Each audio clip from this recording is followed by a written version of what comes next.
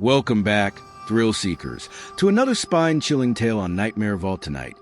We're diving into the dark history of Blackwood Manor, a house where the walls don't just creak, they whisper. Grab a blanket, turn off the lights, and let's step into the shadows. If you're brave enough, hit that subscribe button and let's get started. It was October 1993, and Sarah Collins, a 25-year-old journalist, was desperate for a story to save her failing career. She'd heard rumors about Blackwood Manor, an abandoned estate on the outskirts of Willow Creek, a small town nobody cared about. Locals swore the house was cursed. They said anyone who stayed past midnight never came out the same, if they came out at all. Sarah didn't believe in ghosts. She believed in headlines. So, armed with a flashlight, a notepad, and a cheap camcorder, she drove to the manor on a moonless night. The house loomed like a skeleton against the sky, its windows dark and jagged, like broken teeth. The air felt heavy, like it was pressing down on her chest. She pushed open the rusted iron gate, and it groaned like a dying animal. The path to the front door was overgrown with weeds, and the wind carried a faint whisper, like voices just out of reach. Sarah shook it off. Just the wind, she told herself.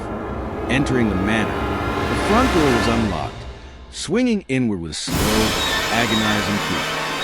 Inside, the air was thick with dust. The foyer was massive, with a chandelier dangling like a spiderweb overhead. Sarah's flashlight beam danced across peeling wallpaper and a grand staircase that disappeared into darkness. She hit record on her camcorder, her voice trembling just a little. October 12th, 1993. Blackwood Manor. Let's see what secrets you're hiding. As she explored, she found strange details. Scratches on the walls, like claw marks. A mirror in the dining room that didn't reflect her face properly. It showed her standing still, even as she moved.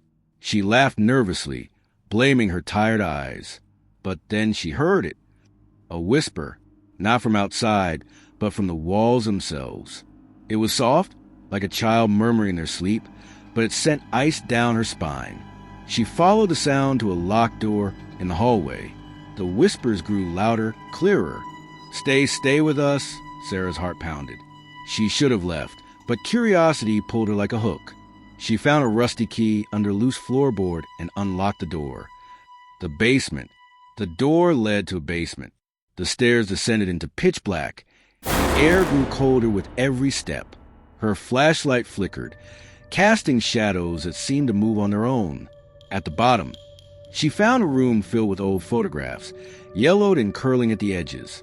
They showed a family, mother, father, and a young girl with hollow eyes. In every photo, the girl was staring directly at the camera, her expression blank but wrong.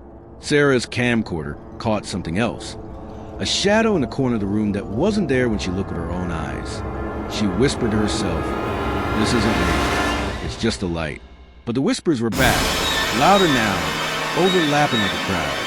"Stay forever," she stumbled backwards, knocking over a box. Inside were newspaper clippings. Blackwood family vanishes, 1923.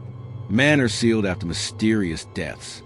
One article mentioned a girl named Eliza, the only survivor of some tragedy, locked away in an asylum after claiming the house spoke to her. Sarah's hands shook as she read. The whispers were screaming now, and her flashlight died. In the dark, Sarah fumbled for her camcorder, using its tiny screen for light. That's when she saw her, the girl from the photos, Eliza, standing at the far end of the room. Her head was tilted at an unnatural angle, her mouth moving, but the words weren't hers. They came from the walls. "You're ours now." Sarah ran, tripping up the stairs, the whispers chasing her like a swarm. She reached the foyer, but the front door wouldn't budge. It was locked, though she left it open. Her camcorder battery was draining fast, but she kept recording, her breaths ragged.